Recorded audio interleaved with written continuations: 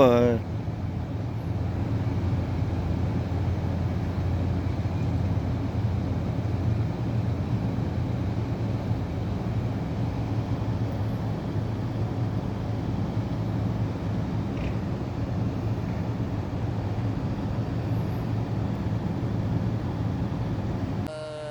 Polis lain ini bertujuan supaya tidak ada penumpang ataupun dari pihak lain yang memang tidak berkepentingan untuk masuk.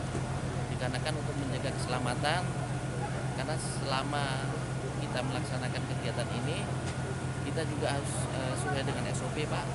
Karena kapal sekarang dalam kondisi masih panas, sehingga perlu penyiraman dan perlu anggota yang berjaga supaya tidak terjadi korban lebih bertambah.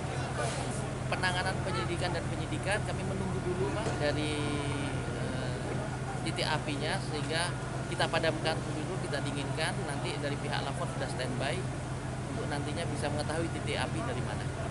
Pasti kami dari pihak keamanan mengamankan status quo sehingga tidak ada terjadi korban lebih lanjut.